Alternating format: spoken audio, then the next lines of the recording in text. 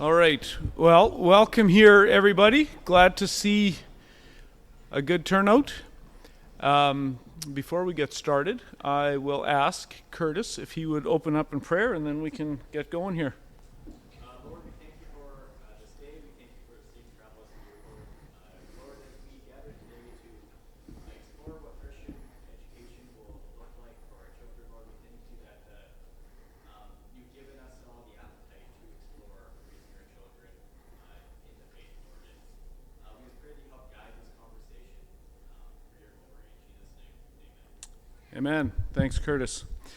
Before we get started, I want to look at three passages of Scripture that hopefully can frame what we are, hopefully, as parents, all thinking about. The first is in Deuteronomy 6, verses 4 through 9. It says, "Hear, O Israel, the Lord our God, the Lord is one. You shall love the Lord your God with all your heart and with all your soul and with all your might. And these words that I command you today shall be on your heart. You shall teach them diligently to your children, and shall talk of them when you sit in your house, and when you walk by the way, and when you lie down, and when you rise. You shall bind them as a sign on your hand, and they shall be as frontlets between your eyes. You shall write them on the doorposts of your house and on your gates." And then, if you're following along, then we can go to Ephesians 6, verse 4, which says, "Fathers, do not provoke your children to anger, but bring them up in the discipline and instruction of the Lord." And then lastly, Psalm 78, 1 through 7.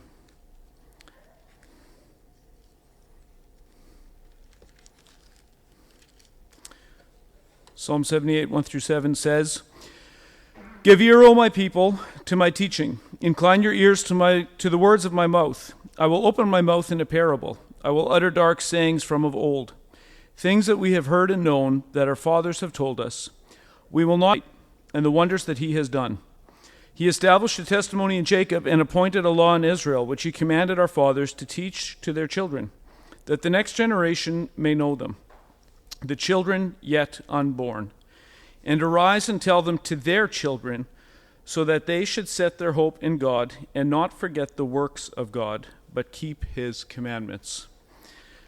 And so I think we all understand, or hopefully we all understand, the responsibility that we as parents have to pass our faith off as best we can to our children, and that's also to some degree a church-wide project here. So those of you who have been at Trinity from the beginning know that this is a discussion that we've been having almost from day one. Education has been high on our radar almost from the outset, and in fact, we set up kind of an exploration committee for classical education that did a fair bit of background work, and that work kind of culminated in a trip to Capstone Classical Academy in Fargo, North Dakota, to see firsthand what one particular school looked like. And then things have kind of been on the back burner since then, waiting for us to own property. And now, of course, we do own property. And so what this discussion is kind of picking up the discussion that we've had already, that the work of that committee ended in the summer of 2024. So it's just shy of 2 years that it's kind of been dormant here now. But I think it's time to pick it up. I don't have to convince any of you about the choir of babies that we have in the back. And with babies already born and those on their way, we're set up for 15 this year and counting. There's still time. Well, no, there's not actually. But you get it. So we can kind of see this demographic wave coming at us, which is wonderful. But that means in a few years, we've got a full kindergarten class. Right, 15 students potentially, just in this church, and we want to steward that well. Education is a big part of the Christian vision for all of life. I'm not going to spend a whole lot of time on background today because that work has been done, but some of it is on record. So if you are newer to this church, and this is still a relatively new discussion for you, if you actually go back to our sermon audio In February 26th of 2024, Riley Taves, who's the pastor of our sister church in Altona, and myself did a Ask a Pastor episode about classical Christian education. And then in the Sunday school time on June the 9th of 2024, I gave a brief history of public education. And I'll just sum that up by saying the purpose of a thing is what it does. So the purpose of public education is exactly what it is doing. The product we have today is not a mistake. The system is working as it was designed to do. The architects of modern public education, particularly two notable men, Horace Mann and John Dewey, both felt that the only way that the church and the family would be weakened effectively in society was through public education. There would simply be no other way. Not accept progressive values. And so again, it's not a fluke, it's not a mistake, it's not an accident that we have what we have. And some of our own Christian thinkers were well ahead of this and warned what would happen if we went this route, and I think we're seeing the fruit here. And I think I don't have to convince many of us that we're not liking what we see in public education. And that is the case in across the board with some of our sister churches as well. And that has also kind of brought us to this moment now to pick up this conversation again.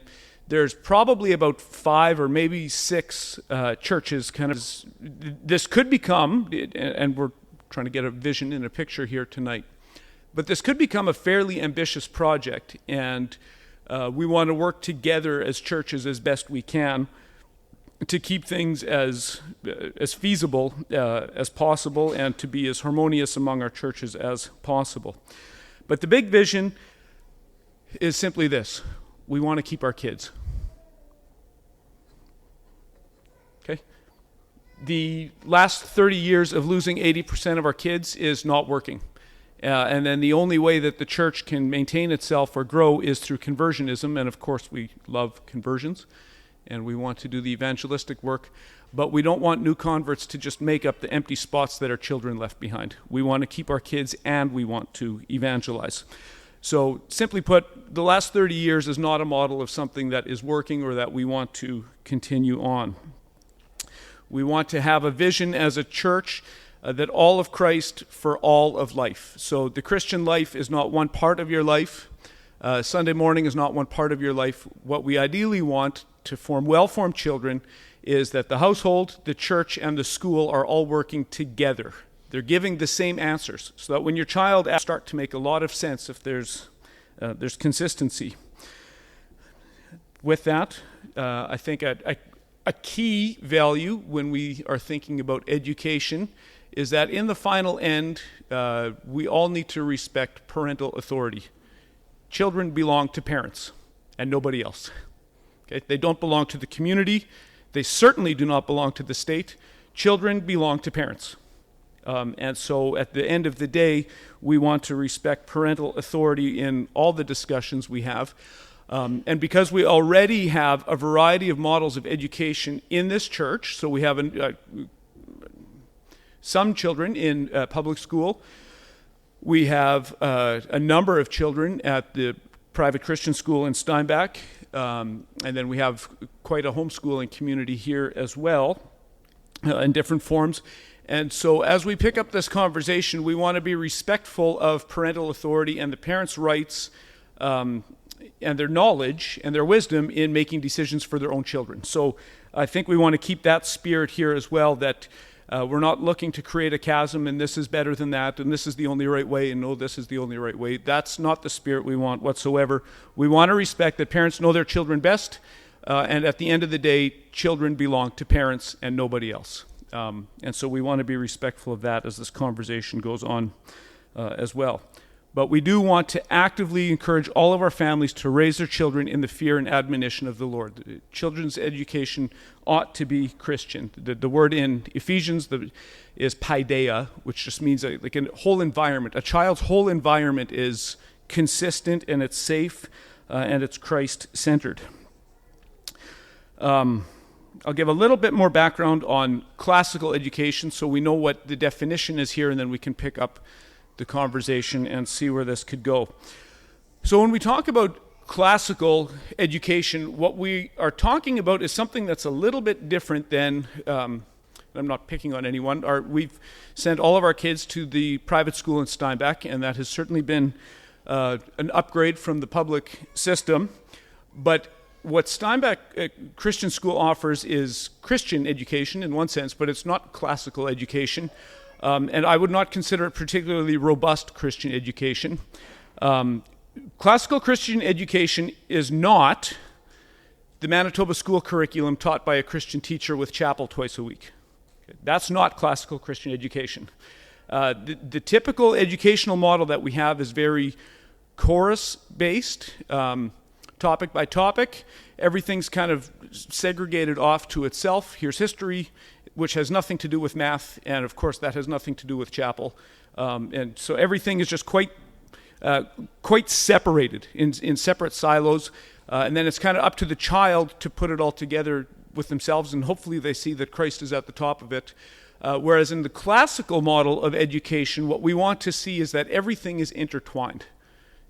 All topics, all education, everything is integrated into forming a Christian character in a child. And again, just thinking back, zooming out, what is education? It's not just teaching your kid a trade so that they get a good job at the end. That's not education, that's a form of education. But education is to form character. And the public schools are very interested in forming character. Just walk through and you'll see all the values down the hallway. Okay? We're forming character. We're shaping values. We're shaping minds that are going to live a certain way. And the public schools know that, and we ought to know that as well. We're trying to shape Christian character. We're trying to shape virtue as well. And so classical education works less with a compartmentalized mindset as more in terms of the development of the child, working through the different phases of childhood development, and then teaching from an integrated standpoint. This is often... I'm going to pull up my notes here. The trivium basically just takes a child's life and kind of breaks it down into natural phases of development that we're all aware of. So very small children are in what's called the grammar phase. So they're just singing their ABCs, they're learning colors, they're counting numbers, they're just doing things by memory, putting things back together in their mind. Dorothy Sayers, speaking of the logic phase, says, this is roughly grade 7 through 9, children of this age are intolerable anyhow, and their natural argumentativeness may just as well be used to a good purpose. Okay? So this is the age where kids keep asking why. Why? That's a normal part of development. Let's use that. Let's get kids to argue with each other and flesh out their ideas. And the goal at the end of this, to graduate a child in what's called the rhetoric stage, which is basically a child who understands their world well enough that they can be persuasive in defending their position on whatever it is, whether it's breeding better winter wheat or whether it's something from the Bible or whatever the case may be.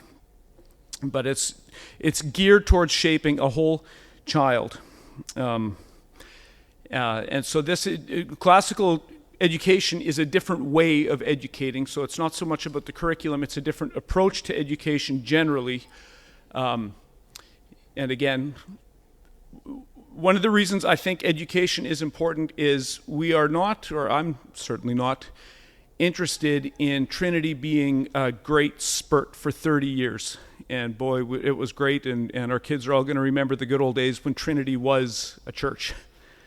That's not the goal. The goal is generational faithfulness, that regardless of the names or the faces, that we are establishing a beachhead here for the kingdom of God. And that will quickly dry up if children don't understand the world around them. If it's just relegated to Sunday morning,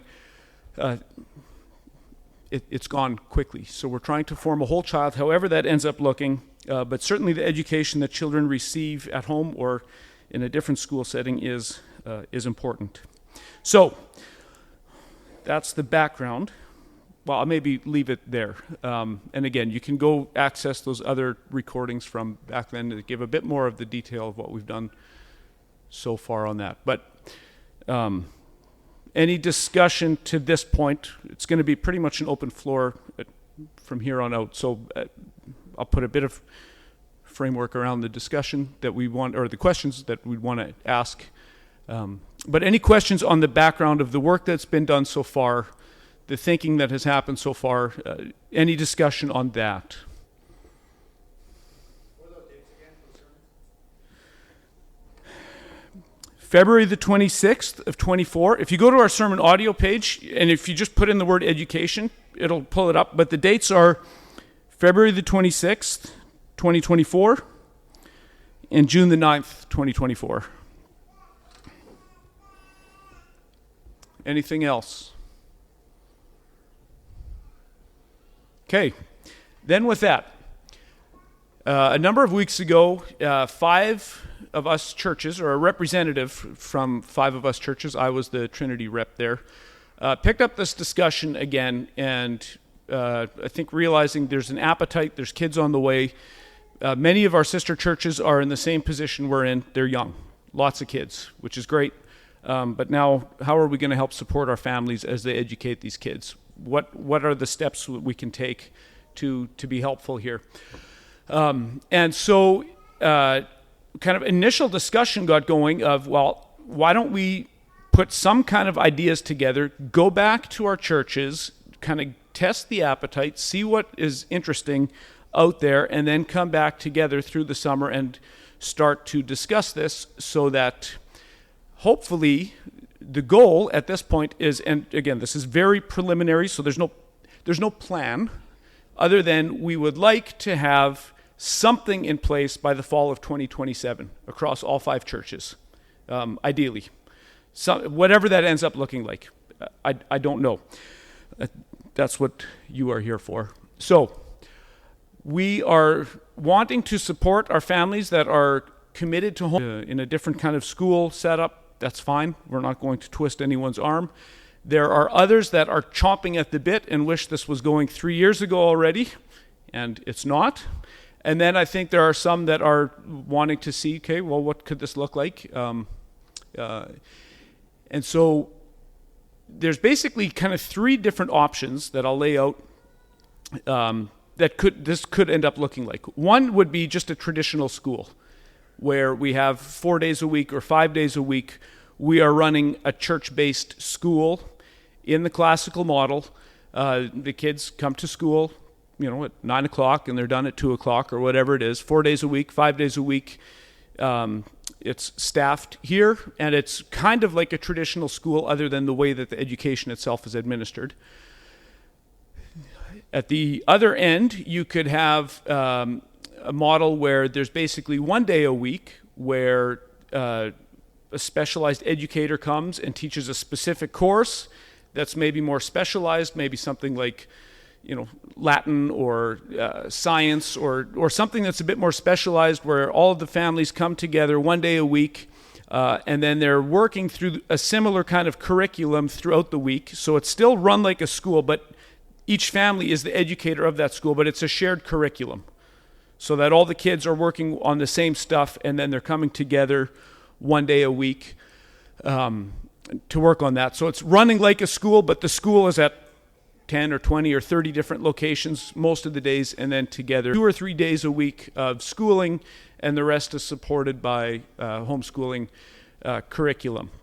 So those are 3 ways that this can start, and I think that's enough background. That's as much background as I want to give for now.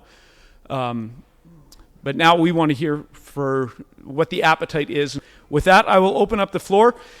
There's a few people that could not be here that very badly wanted to. They were adamant that we record it. So if you have a question, I'll repeat it in the mic so it's on the recording, and then they have access to it. So the floor is open.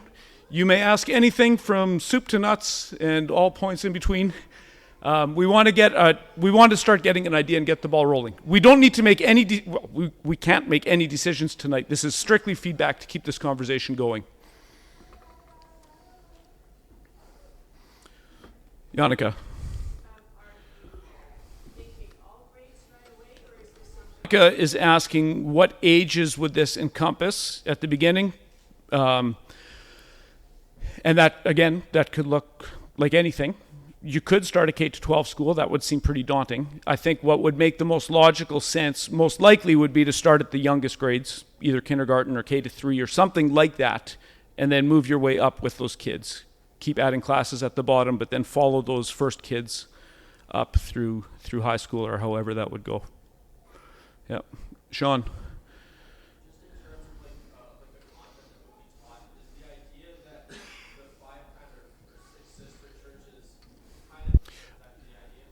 Okay, I'm not sure how to answer that. We didn't get that detailed yet. What we did talk about, okay, so Sean's asking, let's say all 5 churches are ready to go for the fall of 27. Would we all be teaching the same curriculum? I don't know. We did not discuss that in depth at this point.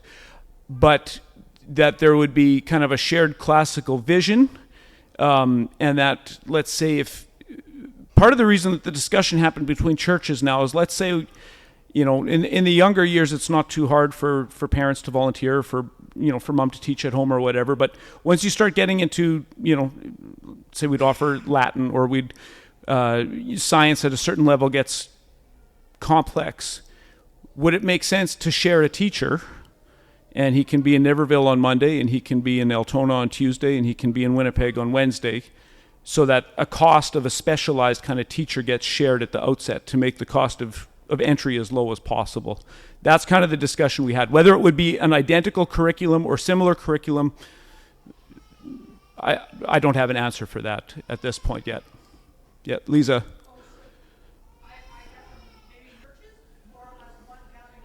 Okay, so what we've got, and this is preliminary, what I can actually do, I figured it's too much information at the outset, so I didn't email it out. We have a kind of a preliminary document here that I can make accessible to whoever. It's not a secret. But kind of a draft for Manitoba Society for Classical Christian Academies, which would be kind of like a parental, or not parental, I'm confusing terms here, but kind of like an oversight, an agreement between whichever churches would become part of this, to share resources, maybe share staff, that kind of thing. But each school would be its own school. We could, and let's say, geography would play a big role in that. And again, sorry, I'm not putting this on the recording. Lisa's asking if this would be 5 separate schools, or if this would be one shared school. The preliminary discussion would be, we'd have a shared kind of organization that would help oversee and organize and pool resources, but each church would be running its own school system. Now, it wouldn't have to be that way. It could be that Morden and Altona are close enough that they could share facilities and share a school. For us, I think the only church that would be feasibly close enough would be Park City and Transcona, but even that's a bit of, we easily could. But geography would dictate, if we've got families on the far side of Trinity and then there's a school in Winnipeg on the other side, or vice versa, right? If we'd be the central hub and there's someone from the north end of Winnipeg coming here, geography, I think, would be a limitation there, but it's not out of the question by any stretch. We could easily pool the churches and 2 or 3 churches join together for one school as well. There's nothing saying that can't be done. Yep.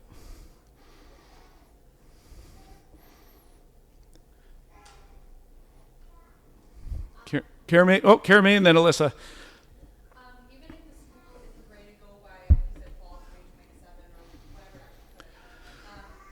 would it be the first thing that we want to look into, at least getting a curriculum that people who are wanting to homeschool, at least until a church is up and running, and we could all be doing the same thing? Okay, so Cara May is asking if we don't have something up and running, or if we do, if fall of 2027 is workable, or if it's not, for those families that would be interested in this route, Cara May's asking, is there a certain curriculum that they could start implementing at home now? If you've got school-age children now, could you start doing that? And I would think yes.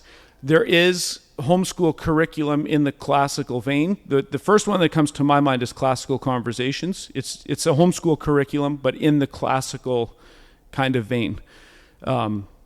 There's been no, curriculum search on this point. But top of my mind, that would be probably the most in alignment with the way the conversation had gone. And there could well be others that would be very much in the same vein. And I think if the goal would be that something like this would be for your family, and you've already got school-age kids or close to school-age kids, I don't think it's a bad idea to kind of start prepping in that direction for whenever this could take off. Yeah, Alyssa. My question is going to be, do you have any resources that you would suggest to help parents understand classical Christian education better to get themselves more prepared to be educated? Okay, great question. Alyssa's asking for reason to access. The first place I would go would be Dorothy Sayers' essay, Recovering the Lost Tools of Learning, I think. Sean? Phyllis? Yeah? Okay. Okay. So this is outside and low at 40 miles an hour coming in from Alyssa. Yes. Okay. So Recovering the Lost Tools of Learning by Dorothy Sayers. She kind of put this whole topic back on the map in the 1940s. Her and C.S. Lewis were friends. And she started, and Lewis was the same way. They started looking at the product that the education system of England was pushing out in the 1950s. And they said, we've got a whole bunch of kids that are learning subjects and they have no idea how to think. We took a wrong turn here. These kids can't think. They don't know how to think. So maybe we should do less subject teaching and more teaching on how to teach kids how to think. So Dorothy Sayers' essay would be a great soft start. It's not a long essay at all. And then if you either have a hard copy or if you're using the Canon app, Douglas Wilson has a book called, I'm trying to look here, The Case for Classical Christian Education. And he's got one other one. I've read both of them through the years.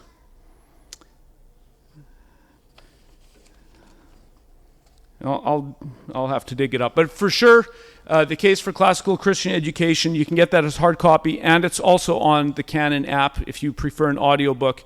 And it will kind of acquaint you with a whole different way of thinking about education. Yeah. Sean. There's also a book list on ACCS's website, which is the Association of Classical Christian Schools in America. It's like Doug Wilson's thing that he started. There's like book list on there.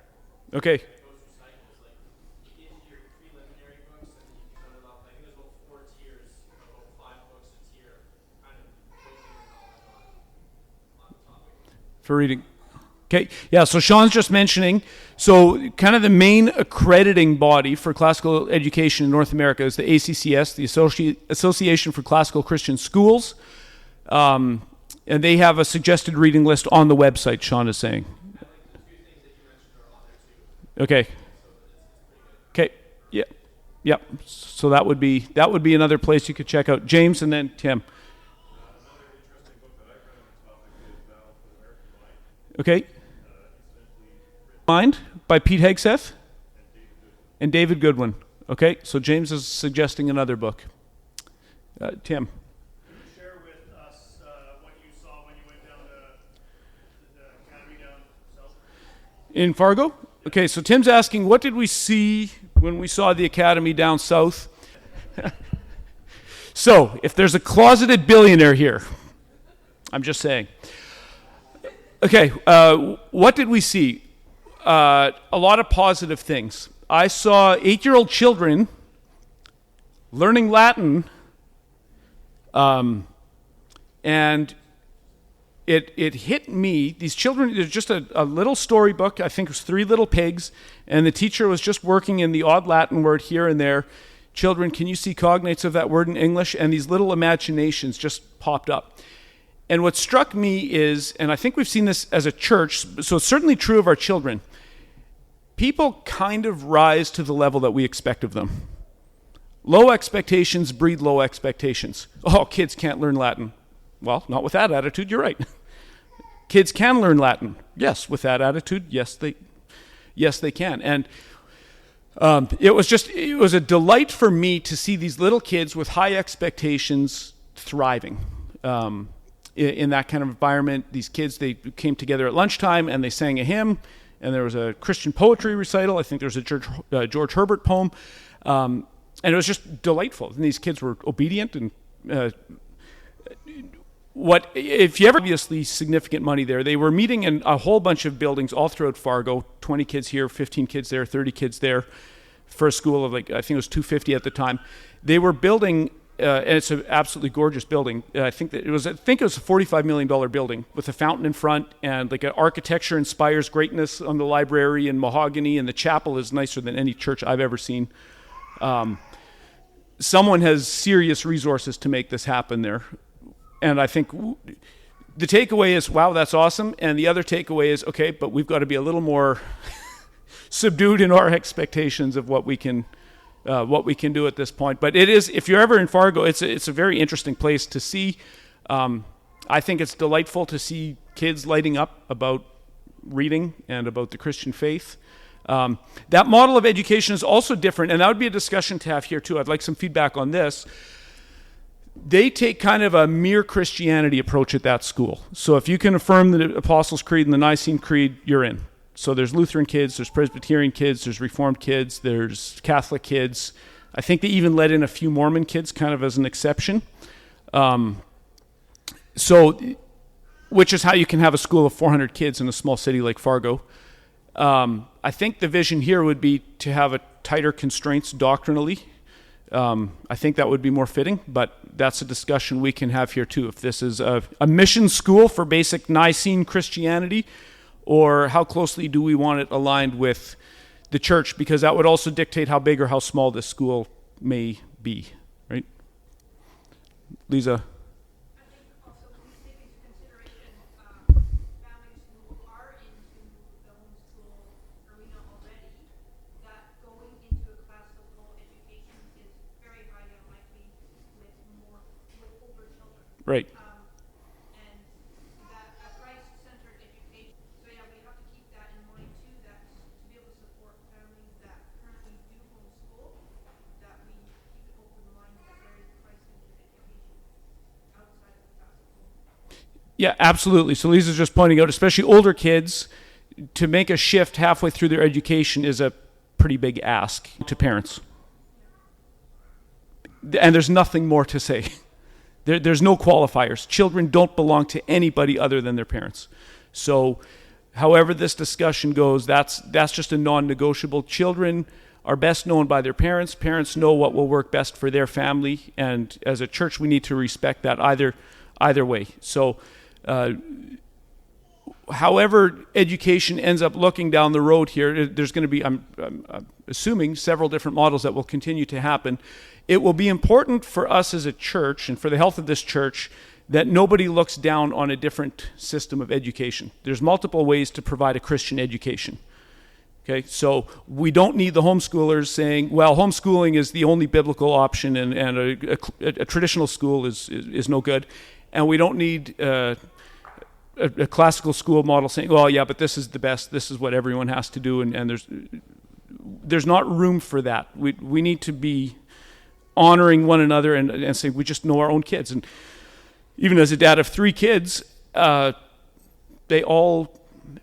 different things work for education for all 3 of them. So there's not a cookie cutter solution for all our kids. And I'd imagine anyone that's got more than one child knows that the cookie cutter approach to bringing children up doesn't work. They're all different, and they all need different things. Yeah, I guess the only clarity is the pursuit of classical Christian school. Like, is that what we're pursuing, or are we pursuing how we can best support everybody that has a desire to be part of community teaching? I think both, and I think part of the discussion here is there a way that this could work in both veins? Right? Maybe it can't, maybe it can. But we're here to gauge the appetite of what is the desire, because nothing is in stone. So what is the desire? What is the best way to pursue this so that in some form or another, every family and every kid in this church feels supported in pursuing a Christian education. And classical school has been part of the discussion from very early on, but that does not rule out that there's perfectly legitimate other things too. And if we say that a classical school is too big an ask and it's just not feasible, then that's fine. Then we'll go that route. And if both are feasible, then I think that's the. The oldest child, or what age? What's the oldest you can switch a child from the traditional setup to classical, like grade 2? Too late already, or? That's a good question. That's probably one better for one of our teachers. What is the oldest that would be? It would be on the young side. Says 2 or 3. Grade 2 or 3? Yeah, I would think it would be on the. Yeah, that would make sense to me that it would be on the younger side. Yep. I think it basically depends on the child and how easy they can pick up on it, but it gets quite challenging after that. Right. Yeah. So again, for repeating, the suggestion was probably about grade 2, grade 3 is probably the upper limit of when you would switch a kid. And Yannicka was saying, Yannicka was also at Fargo at the school, and they said there it's kind of a case-by-case basis, which makes sense. Each kid is different, right? So.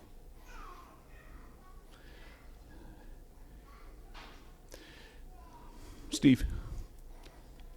So we've got a 10-year-old, and I don't know if we've really done what you're defining as classical education, but my goal is always to move them in that direction. So what are we comparing to?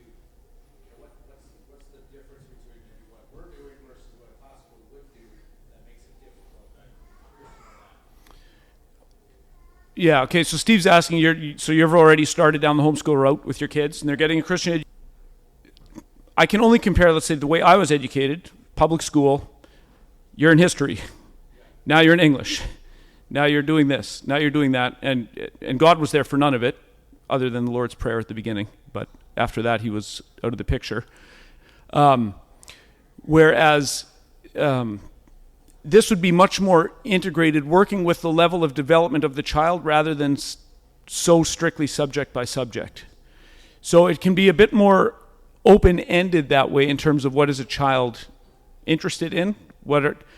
If I had one young lady come to me, and actually I need to issue a correction because I said something wrong about Henry VIII on Sunday. But I had someone who was extremely keen on Henry VIII through homeschooling, and that was wonderful. And when you're not in a, kind of conventional system, you can, if you're keen about Henry VIII, you can explore Henry VIII as much as your imagination wants, right? So, but it's working more with the child's stage of development and their imagination, especially in younger years, rather than so much, and I'm assuming you would have been educated probably the same way as me. And that's part of the challenge here is, and this is the challenge with any kind of Christian education, is most of us parents are trying to create something that we've never experienced firsthand. I've never received a Christian education, ever. But I want my grandkids to have one. So we got to start somewhere, somehow. But yeah, it would be, I think the biggest feature would be everything. We're understanding history from a Christian standpoint. We're understanding science from a Christian standpoint. We're understanding literature from a Christian standpoint. But the whole education is formed by the centrality of Jesus Christ. Because we're shaping worldview. We don't just want a chemistry whiz that doesn't understand how the world works. And we don't want a math whiz who has no idea how the world works. We want children who understand the world that they live in. Yeah. Pete and then Carrie.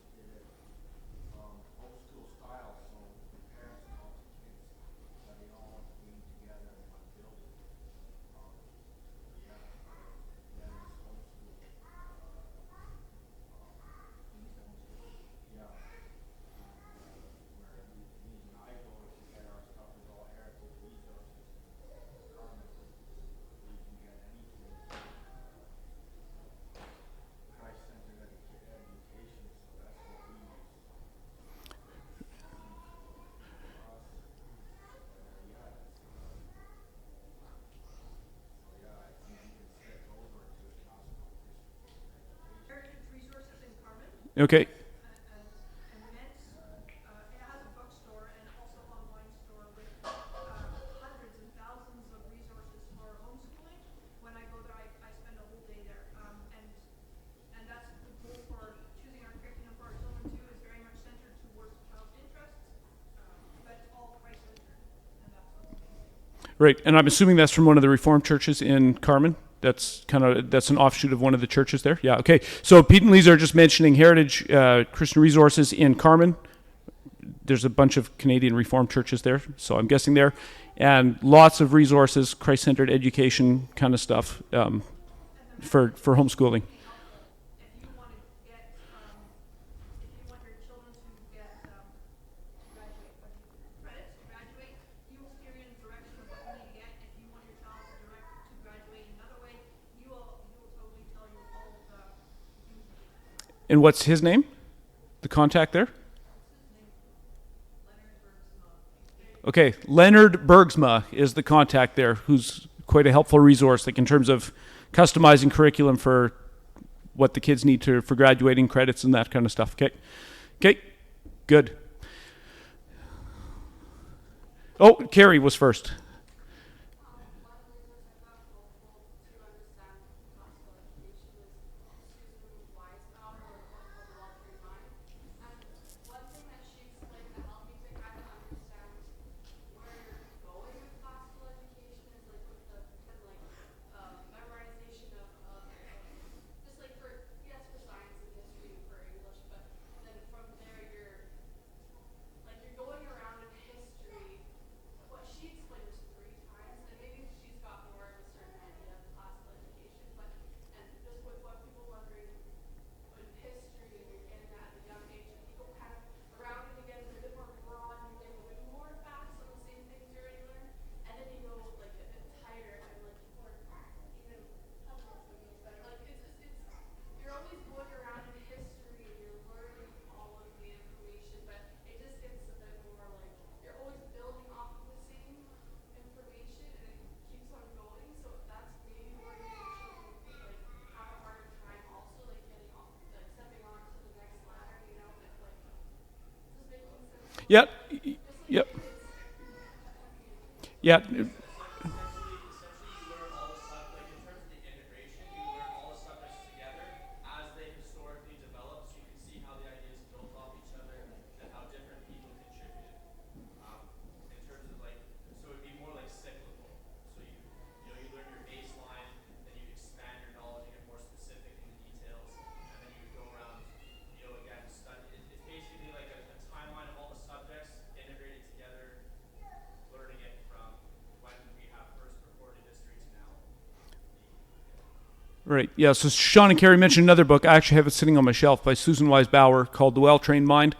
And so there, the picture that they gave was, if you kind of picture these 3 phases of development, it's like you're going around the world once as a little kid, and then you're covering the same terrain as a bit of an older kid, and then you're covering that same ground as an older kid with a more expanded mind, right? So you're kind of going over the same track different times at different stages of development. And Yannicka. And that's why it's so hard to switch from the one to the other, because the system is totally different. It's the first couple of years, it's just getting all the information, and then you're doing that round again, and that's exactly what they said. That's why it's hard. Your kid out of a grade 6 in a public school and then put them in a classical model, the whole universe looks different, right? So yeah, and so I think that's just realistic, and I think that's also why if we go this route, I mean, if everyone says we love homeschooling, we're all happy with our curriculum, okay, and however that looks is a win, but again, we want to support whatever the appetite is for, and I don't think it's feasible or wise to just switch tracks, right? Like, I think the wisest model is, if we pursue this, would be to start at the youngest ages and then just kind of work up and see where it goes. Would make the most sense to me, at least. Well, the other option would be, yes, if you're starting with the kindergarten class, start classical education. If you have all the other kids and you have a teacher that's hired, why not have them teach science for the other grades? It won't be in the classical system,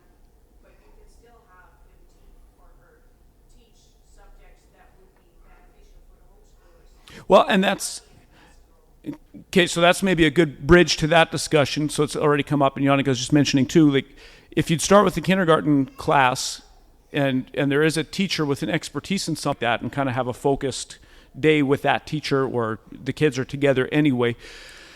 There is a church very similar to this one in Ingersoll, Ontario, and I talked to their pastor. Maybe some of you know the name Nate Wright. If you listen to the Ezra podcast, you know the name Nate Wright. So I was talking with Nate Wright, and then he hooked me up with Ben Emery, who is the headmaster of their Christian school. That church is quite a bit bigger than ours. I think they're about 700 to 800 people. And they're a very large homeschooling community, and they are just starting on their first year. They're running their classical school. They're just coming to the end of their very first year of also running a classical school alongside that. And what they have is, I think it's 3 days a week that the school uses their facility, and then 2 days a week the homeschool families use it kind of as a co-op kind of a thing.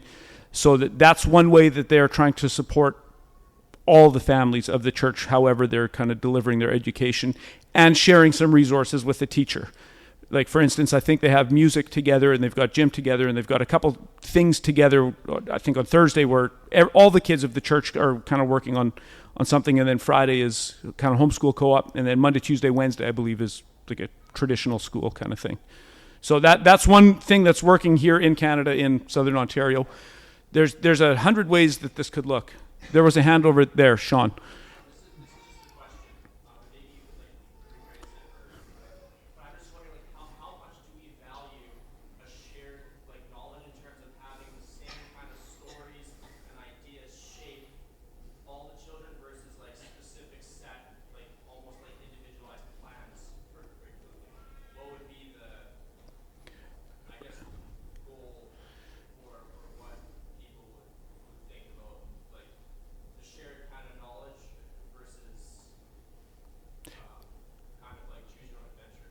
Right. So Sean's asking about what's the value of similar kind of curriculum or similar training. And I think there's pros and cons either way. Again, I can't be clear enough. Children don't belong to anyone other than their parents. And parents know their kids best, and we have to trust they will make the best decisions for their kids. At the same time, would it be helpful if the curriculum, wherever that ends up being, in the home or in a school, matches doctrinally and in terms of overall vision with the church that they're in? Well, of course, there's a high value to that, right? To use, let's say, Herald Press kind of liberal Anabaptist kind of curriculum for homeschool in this church wouldn't make any sense. Because are we going the liberal Anabaptist route, or what? Right? It would be confusing at a certain point. So in that sense, the closer the visions align, the better. And if all the kids read the same kind of books, and again, one of the reasons public education was pushed so hard is because there was too much variation. In the minds of the government, there was too much variety. Kids are reading the wrong kinds of books. And they're never going to be good progressives if they keep reading those books. They keep reading those Southern Presbyterians, they're going to stay Christian, and we cannot have that. We got to get them in the public school so they read the right kind of books. And we have to be careful about leaving room for individuality there, but at the same time, if children have shared stories and shared music and they're in church together, that just makes a lot of sense, right? So there is, in my opinion, there's plenty of value in alignment, but not at the cost of parental rights or parental oversight. I would say that would be my answer. But I do see a high level of value of children knowing common songs and common stories.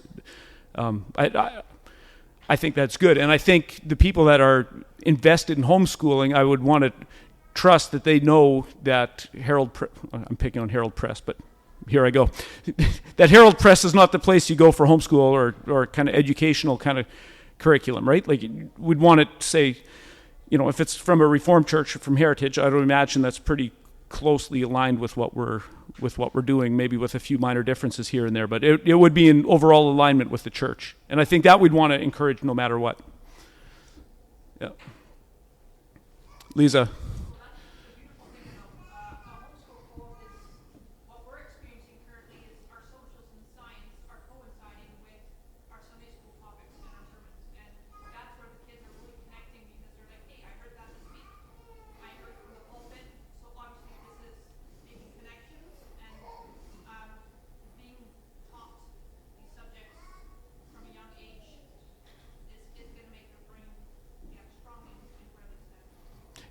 Yeah, so Lisa's just underscoring that. The shared stories, the shared vision is helpful. I don't know if, was it you? I shared the story about Jenny Geddes throwing her three-legged stool at the pastor's head and starting the English Civil War. And then I got a picture, from Lisa just last week, here's a picture from school of Jenny Geddes throwing her three-legged stool at the pastor's head and starting a war, which is kind of cool, right? Not that war is cool, well, kind of is, but you get what I mean. It's cool that these kids are learning these stories in harmony at one place versus the other, right? We're in a pool where that's running really well. It's kindergarten to grade 11. Next year will be grade 12. Where it's run by mom and dad volunteers who, it's now in its third year and it's going really, really well. And I would love to see a model like that happen here. Okay, so Lisa's just mentioning, so there's a homeschool co-op at the Berchthaler Church in Grunthal that your kids are part of, and that is working.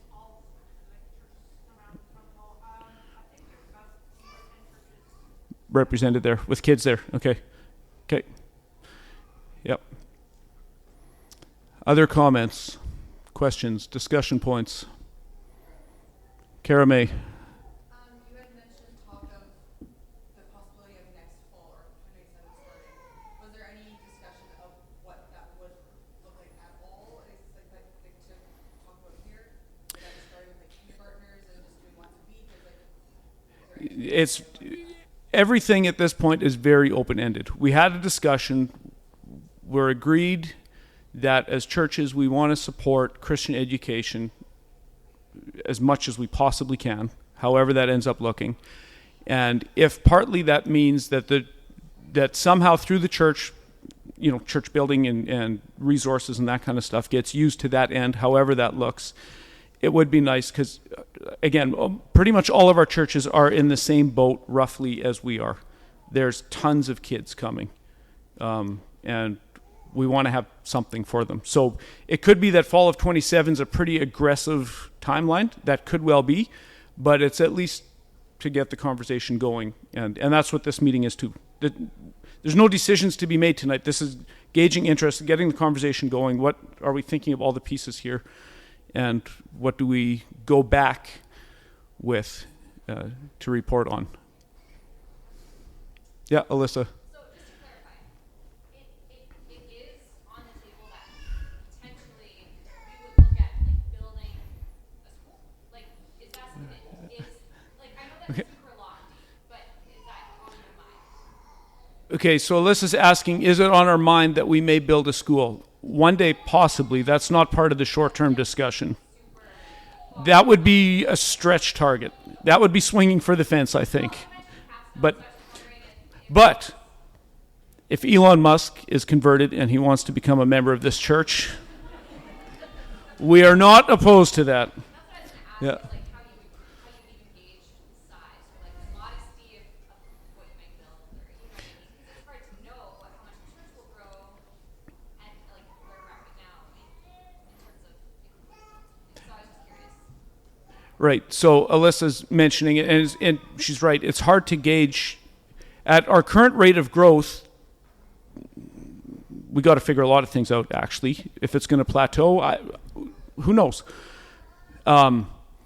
We don't know. So I think like a dedicated building, I think that's like out there, but certainly not off the table. I think whatever ends up happening, whether it's a homeschool co-op, if everyone says we just want to homeschool on our own, well, that requires no resources, no building. That's simple. If we want to do some kind of a homeschool co-op or some kind of a hybrid model with a school, well, that's going to require property. We have a building. It's not a conventional building. We don't have classrooms, so that's still a limitation there that we'd have to figure out. So my guess is whatever that ends up looking like, it's going to look modest, especially to start, would be my guess. But we want to know. We need to know. Harry.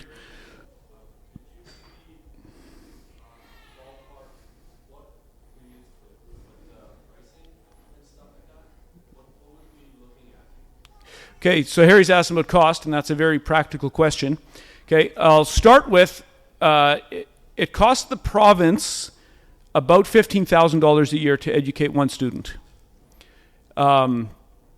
The cost, let's say at SCS, is about $10,000 per student, half of which is covered by the province. So if you enroll your kids at Steinbach Christian School, it's roughly $5,000 per student per year, because half of it is covered by the province. I think, however, this would end up looking, I mean, if in a homeschool co-op setting, government funding isn't even an issue.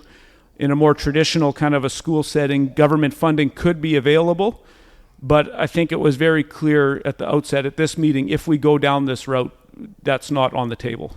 It's not even up for discussion, because you take the king's coin, you become the king's man.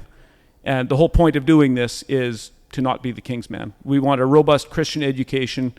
If you take government funding, he pays. What's the saying? He pays the tune. Whatever. You dance to his song. Whatever. The phrase is not coming to me now. But that would not be part of this. Actual cost. Talking to Ben and Nate, their actual cost with a teacher, if you'd factor everything in, seemed pretty high to me. I would think that there's a cheaper way to go, but they were talking about the actual cost is about $8,000 a student, and it's subsidized pretty heavily by the church. So there's kind of two organizations, but the church has kind of hired a pastor / headmaster to subsidize the school, and that headmaster is teaching a lot of the courses to keep the costs down for the families. In the guidelines here, basically come together one day a year, or one day a week. That last option is very economical because it takes very few resources, where if you go all in, you're probably looking, if this becomes if you'd have a bricks and mortar school with a traditional kind of output and there's no government funding, realistically, conservatively, you're looking at about $10,000 a student a year, which is cost prohibitive for most families. So part of this is that's probably just, if you go that route all in, that probably decides it for the vast majority of families, and there's no more discussion to be had. So a little bit of creativity in figuring this out, especially at the outset, to keep costs realistic is probably important. But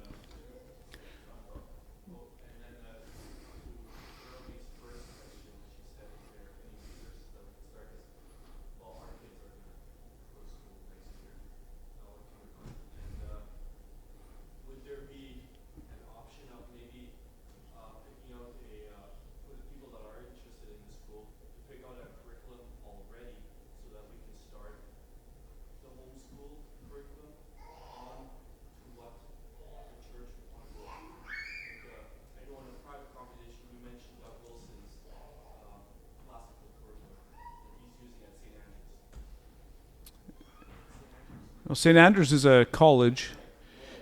Are you thinking Logos School, like Logos Online? Yes. Okay, so I was emailing with Logos Online. That's for older grades, so grades 7 through 12. That's actually a fairly economical option. Like for people that don't have a school and they aren't geared up for homeschooling, and a school like SC isn't the right fit because of cost or because of doctrine. Logos Online School is pretty economical, where the kids, but it's only 7 through 12, where the kids kind of tune into the courses and they email their work in. But you need a certain age of kid to do that too, to be enough of a self-starter to get their work done. Like that wouldn't be ideal for little kids. That probably should be more hands-on kind of instruction. But that is an option for older grades.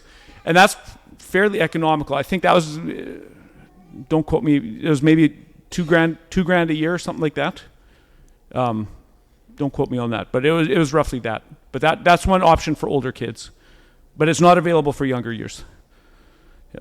Elijah, you had your hand up, and then Chris.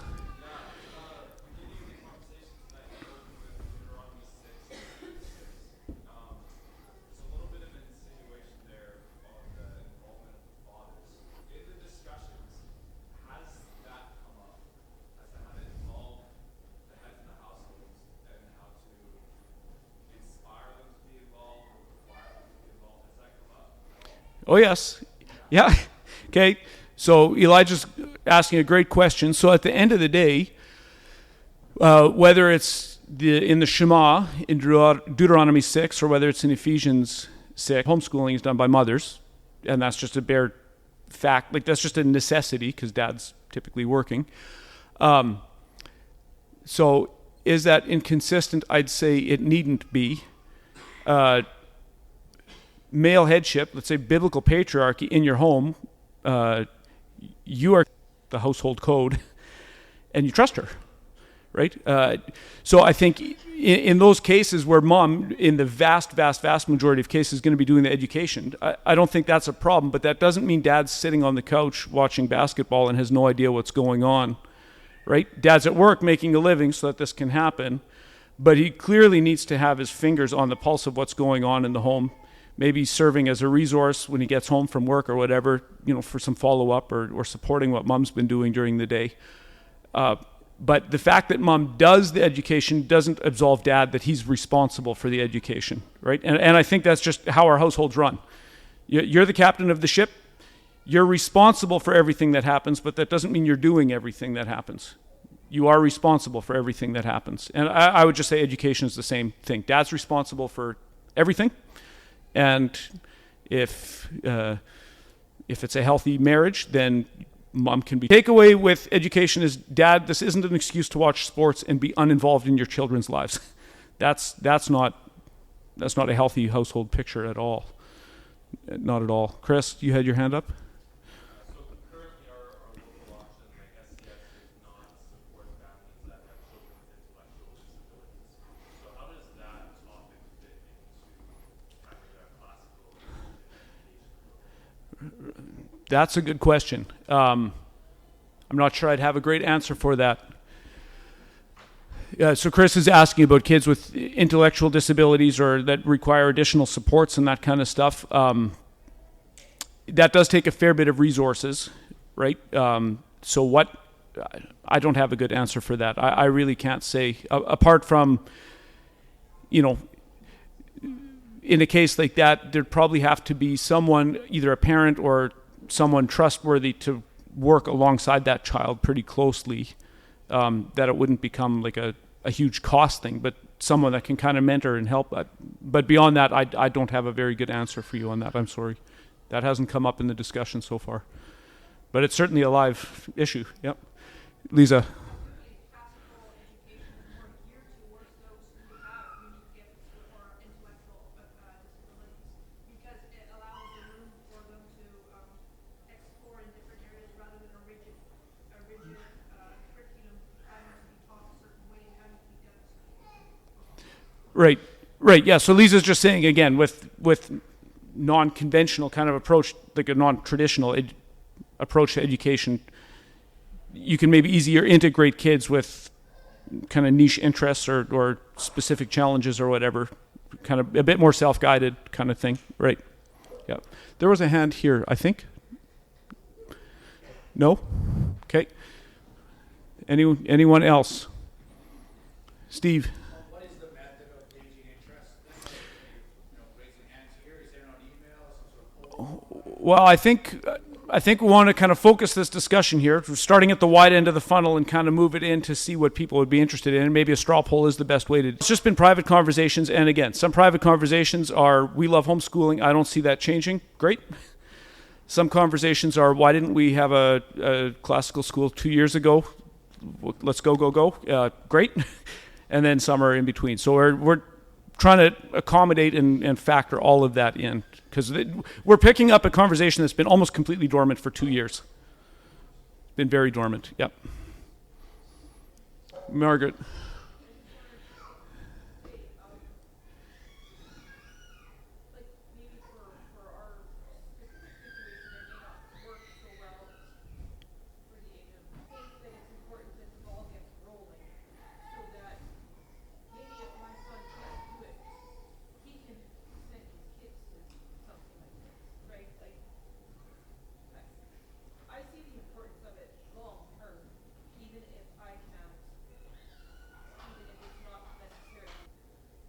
Right.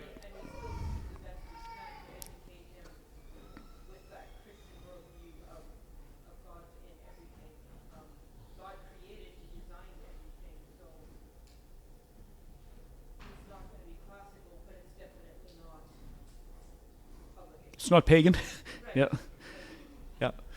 No, and that's good. And so Margaret's just saying, even with an older child where that switchover is not feasible at this point. I mean, I'm even further down the road than you are. Like, it's my youngest is graduating high school this year.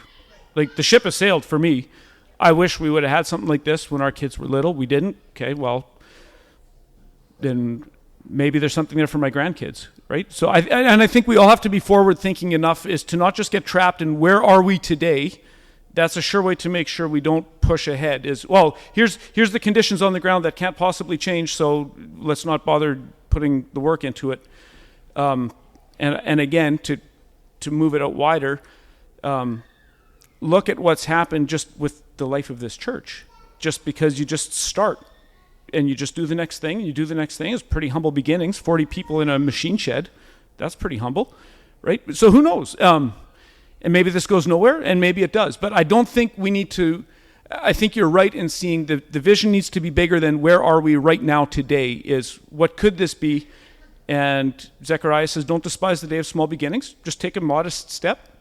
If God is pleased to say, I'm not doing anything with that, then okay, it's over. We tried, didn't work, or it grows into something. But I think I think that emphasis on thinking ahead is important. Because this is also, it says in Psalm 78, for the children not yet born. How many unborn children are in this church? Hundreds? Thousands? I don't know. Let's have a long enough vision that we're doing this for them.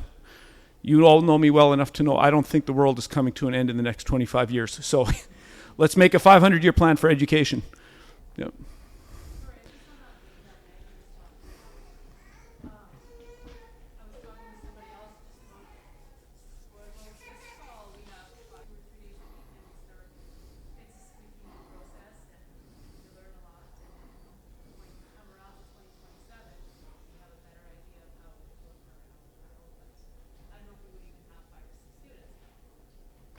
Okay, so just to be clear, you're talking about maybe starting like a real soft entry start and just kind of see how that goes and then kind of use that as a gauge for the following. Right. Kids that are possibly looking at homeschool anyway, would they want to meet together and kind of roll it into next year possibly? It would also possibly help the church kind of gain an understanding of what it might look like. Right. Okay. So Dave and Phyllis are talking about like a very soft start, a couple days a week with a handful of K and 1 kids, and just kind of see what works, what doesn't work. Are these families more interested or less interested or about the same after a year like that? Right. So that could be a good way to gauge interest. Something like that, certainly. Sean.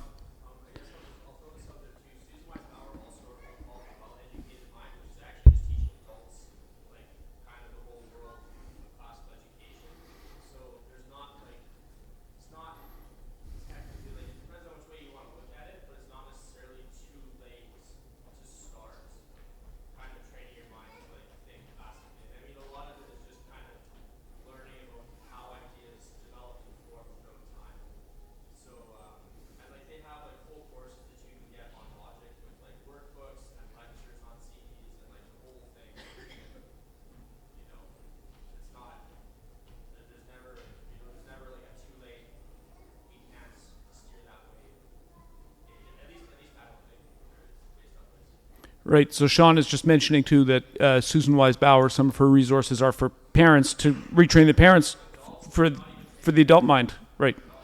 To retrain our minds to think more thoroughly about things. Right. Yeah. Okay. Elijah.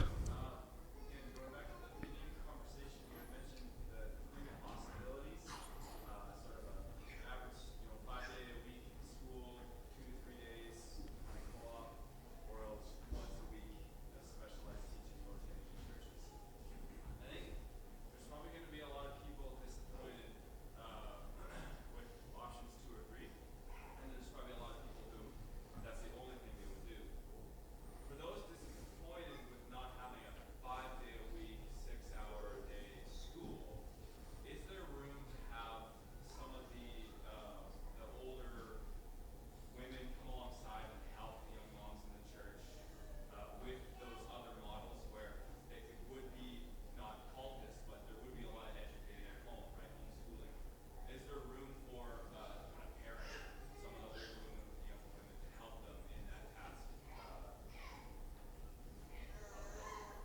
Yeah, that's a great point. So Elijah just mentioned the possibility of, depending on how this would go, if in those cases where mom is remaining to do the majority of the education, it kind of feels in over her head, could older women or moms with educating their kids?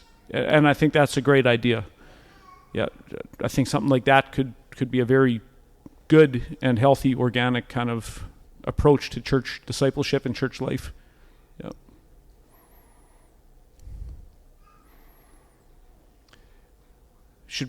Steve? So I was listening to Right Heart podcast with Brian Soleil and his wife. They were just talking about Christian education, and maybe somebody can answer this. They've got a model between, I think it's their school of Brendan, there's classical Christian in Ogden there, and they've got a bit of a model that kind of harmonizes classical and like the Charlotte Mason style. I wonder if anybody can speak to that. Like, it sounded like in this conversation there was you're either doing it or you're not doing it, and they kind of disagree. There is a bit of that kind of happen. Well, yeah, okay. So, and to be clear, I think we're trying to present that a hybrid is certainly on the table. Emailed with those guys, and somebody probably knows better than me. But Refuge Church in Ogden, Utah. So if you listen to King's Hall or Haunted Cosmos, that's that kind of universe. Brian Sauvé is the pastor there. They do have a classical Christian school. Their church is about 400 people.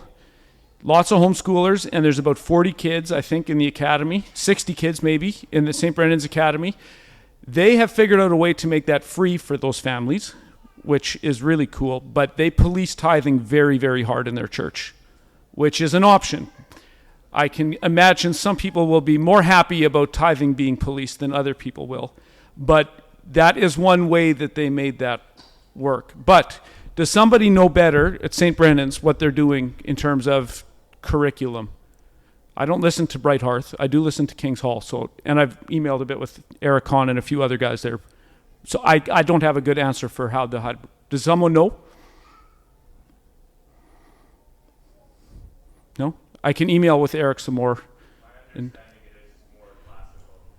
So the reference to Brightford, like they believe in a little bit more of that Charlotte Mason style, but I think St. Brendan's is pretty classical Christian education. Okay, so Chris is saying St. Brendan's, like the academy is more classical, but there's also so is Charlotte Mason kind of in the school, or is that kind of more what the homeschooling families are doing? It's more that, okay, so the homeschooling families are kind of in the Charlotte Mason vein, and then the school is more in the classical vein. Am I understanding correct? Okay. Okay.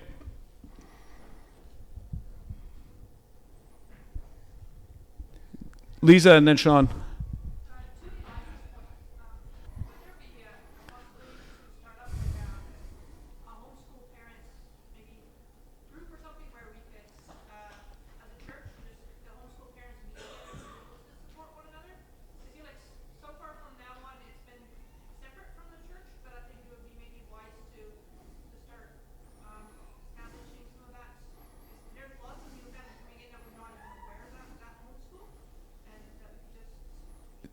With the just the sheer amount of new families, I also thought, because I've been here from day one, and I've just got thinking all the conversations we've had and the trip to Fargo and all that, and that's all background operating in my head, and that means nothing to like 70% of the people who are at church right now. So, which is great, because that means lots of growth. But so Lisa's mentioning, especially for newcomers that aren't aware of what's all been going on. Like, we do have a very large homeschooling population here, and could that kind of be more organized or getting those families more together? And some of those things have been happening, right? Like exactly with the boys club that's kind of been running among the homeschool families that get the boys together and do stuff together. I mean, that stuff is great. That's organic, and that's community building, and that's boy building, and that's church uplifting. Like that kind of stuff is great. But how do you incorporate the new families into that kind of thing? Right. Right. Yeah, and that's a good point. But new families don't know that. So yeah, to advertise that and to connect people better, that, or in a more intentional manner, would probably be good. Yeah. Sean. Days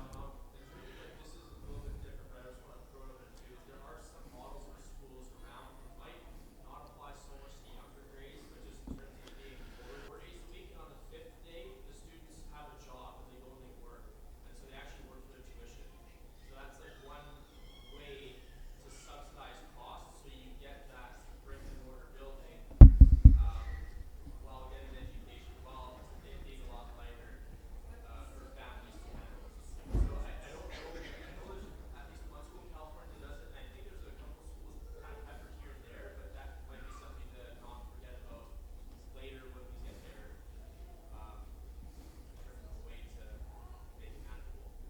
Right. So Sean's mentioning a school in California and maybe a few others where there's 4 days a week of classes, and then on 1 day a week these kids go to work, or Friday they work, and that goes against their tuition to keep the costs down reasonable to the school. Plus that teaches, I kind of like that idea because that teaches kids something practical 1 day a week and about money and stuff too. I think that's a good idea. And I think one thing too, whether it's homeschooling or a more focused classical school, like school does not have to be 8 hours a day, 5 days a week, because probably a third of that is useful time, right? Like you can really cut down on hours if you're committed to just educating when you're educating. Like kids could have a lot more free time. Because even in the most rigid model here, it's like a 5 or 6 hour day. In the most rigid model here, like the kids are out of school by 2 o'clock. Because if you don't fill it up with cotton candy, that you just stay with business, and kids can have lots of time for playing in the ditch and riding their bikes and falling out of trees.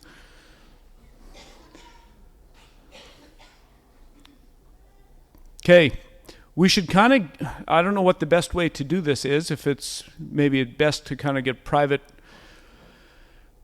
feedback is maybe better than a straw poll to kind of indicate. I think there's a bit of a gauge here on what people are thinking.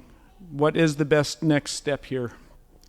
Do we kind of privately gauge interest in different models and then pursue it from there? Do we take a straw poll now? What, Tim? I think it'd be easy enough to just set up a Trinity education chat group, and we can run polls in there and get feedback going in there. You can also put Okay. some information down if we also do go ahead with the K1 thing for next year for some of the schools. Okay. Or that are outside of the school system. You know, maybe the membership or the Trinity chat that, hey, if you're interested in that, switch over. Right. Okay. So well, maybe you didn't hear. So I'll say if you didn't hear, but maybe set up a kind of a private group for anyone who might be interested, and then kind of get in pursuing. And then, and again, to be clear, it's not like the whole church has to pursue one avenue. I would imagine several avenues will be chosen, but some will be more involving the church than others, and that's fine. But we want to know what is the best use of planning and thinking, and what I go back to these guys with. And I mean, another thing that we need to consider here, and I'll just put this out, we don't need to decide this now too, but I am a passionate believer in Christian education, but this isn't something that I want to run with for very long. I think once we know a direction, I would be more than happy with parents kind of picking it up at a certain point too. Because I think this could, whatever, I think it could be handed off before too long as well. But we need a bit of an idea first. So does that seem like a good idea, that we kind of do a private polling to see what families are interested in, and then we can support different veins? And I can't be clear enough, I just cannot be clear enough that there doesn't have to be cookie cutter. If we have a school that is a portion of our families, that's wonderful. And it's up to everyone to make sure that no one is treating the option that they are opting for their family as though that is the best and that is the only model. But we want to be gracious about this. Each family's in a different situation. Each family understands their kids the best, and we need to be gracious, not at all. We want to work harmoniously and support all our families with whatever route we go. And there's probably, my guess is there's going to be room for a good bit of overlap in these different models. It would be my guess. I think that seems like that would make a lot of sense, especially because that's being successfully done in other churches and other schools as well. Any other comments before we bring it in for a landing? Anything we're not missing? Even on the overlap thing, like, here's an band group, and SCS is taking over the guys doing it. And so you see even overlap between homeschool kids and the SCS. I'm pretty sure here we could do multiple things like that too if we do end up going that way. Right, yeah, so Dave is mentioning, and I've gotten those emails too, because our youngest is still at SCS, but SCS is actually opening up a number of programs for homeschooling families, right? So it's not even a church-run school, but that's just a kind of open to the public Christian school that is finding ways to kind of work with homeschooling families together. Yeah. So if they can do it, I think in a church setting, it's even that much easier and more natural to have a good bit of overlap on some of those things. Something no one's thought of yet. Question I have is like how the governance of it works in that is it all run by parents or is there an elder or a deacon that is completely overseeing it and supporting? And I think so. There is no answer to give to that yet because there's nothing discovered here. The preliminary thing for the oversight, like among the churches, so within each church, it would be up to each church to decide how to operate.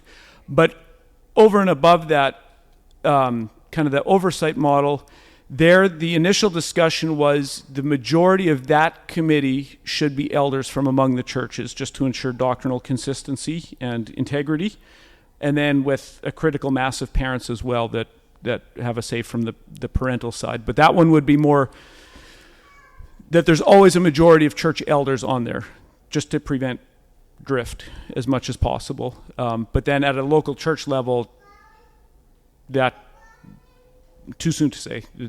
Yeah. Okay, which churches are they? So the churches that have been part of this discussion so far are Christ Covenant Church in Selkirk, Park City Gospel Church in Transcona. So Derek DeVries was here to preach about a year ago. So he's the pastor of that church. You have a face for them. Redeeming Grace Bible Church in Morden. Josh Shedder did our men's sessions here, and he preached here recently. That's Riley Taves. I did that Ask a Pastor with him together. He's also been here to preach about a year and a half ago, so some of you will remember that name. And why am I forgetting the other church? Oh, and us, yeah. And Trinity Fellowship in there. Sunglasses on my head the other day, and I was looking for them.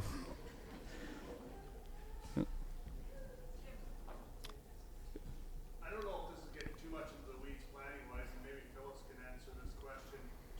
If we were to start next year with a K-1 class that was met on Tuesdays and Thursdays, and the rest of the classical education was done on Monday, Wednesdays, and Fridays, but in home, is that a model that would work, Phyllis, or what does that look like? Probably Tuesday, Wednesdays in case you want to go away. I'll start by first of all saying it wouldn't need to be me teaching it, number one.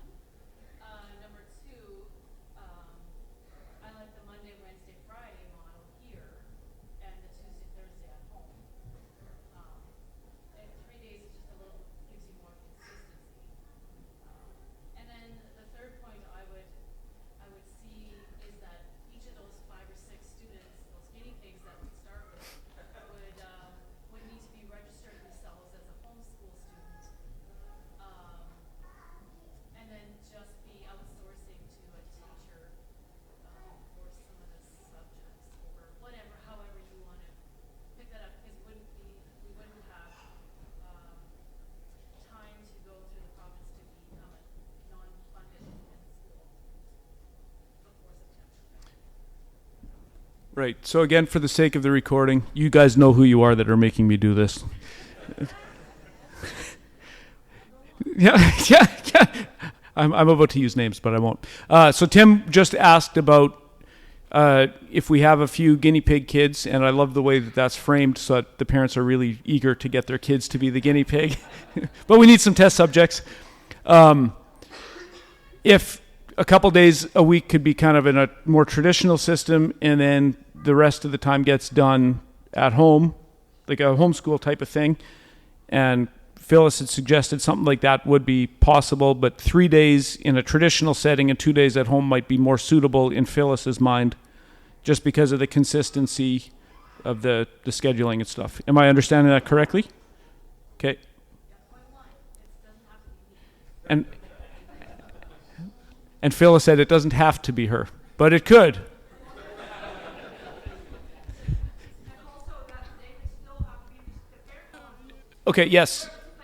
Yeah, you're right. So Lisa's just following that up with an important point that anyone that would do that would have to register their child as a homeschool student, because for sure if something like that would start in the next little bit, there's no school to register them to. Well, and then there's But, a box that says has additional teacher, and then you can put the name in, but you would be responsible still for your own child's education. right. So yeah. So in terms of the province of Manitoba's eyes, it's homeschooling, with the parents responsible, but with additional support from somebody else, from a church in this case. Yes. Yep. No, that's good. That's good clarification. Anything more? I think that is a good amount of feedback for now. And again, what the discussions that I've had, we've had one meeting as pastors of churches to get the ball rolling. We're all in a season now of going back to our churches, kind of gauging the interest, what's out there, how many of our families want to keep homeschooling, how many are looking for something like this, how many are kind of in between, and then just take next steps. So this isn't going to be a fast or a particularly clear process, is my guess. It's going to be lots of back and forth and kind of gauging and trying things and then taking a step back again and then taking a step forward. So I'm sorry I can't be more specific on some of these questions, but these are all things that we need to all consider, and I think we're open to feedback at any time as well. So with that, I'll give one last opportunity for anyone to speak or hold their peace. Not plant in the audience. Yeah, I actually didn't. Harry's asking, what can you do to help this out? I'd say a couple things, and I want to stress this again, just based on feedback from some of the churches in Ontario where this became a thorny issue between homeschooling is the only obedient biblical option, and classical school is far better than everything else, and it starts to set up frictions. I'd say the first thing any parent can do is be gracious. That's the first thing you can do to help us out, is work for the harmony of the church, because different families are in different positions. So that's number one. Number two, I'd say, is already start, even with small kids. Well, you've got one that's almost kindergarten age, I would imagine. Okay. So regardless of what age your kids are, I think, and this is just helping yourself out. This isn't even helping the church out, although it is helping the church out, hopefully through a mature future member. But it's never too early to start talking to your kids and start training them in the way that you want them to go, right? So if this is a model of education that you want to pursue, it's not too early to start in little steps with preschoolers. I'd say it's good. And then I'd say once we need to gather more information and once it comes time to start making some decisions, then I'd say be ready with some feedback. And I think that's on all of us. Think this through. What could this look like? What's feasible? What's practical? How can we support different models? And what are the opportunities for overlap between all the families so that there's some, I think that would be important too in terms of the harmony and the fellowship of the church, is I think it's actually important to find some areas to overlap so that these kids are with each other, not just on Sunday, but there's set things that they're doing together, so that they feel like a part of a cohesive whole. So thinking through stuff like that, I'd say would be very helpful. And you can, yes, very true. Elijah says you can pray about this. Yep. Be in prayer. Absolutely.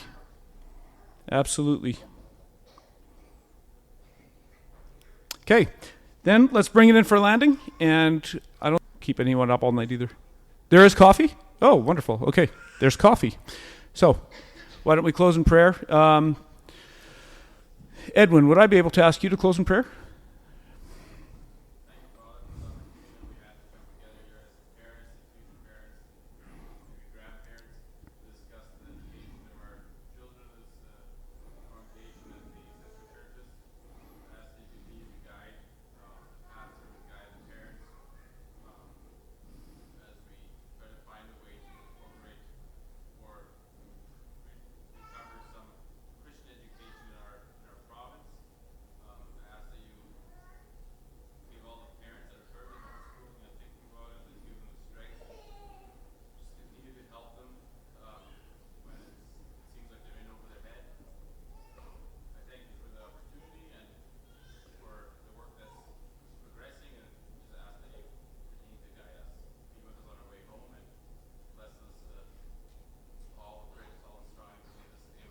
Amen.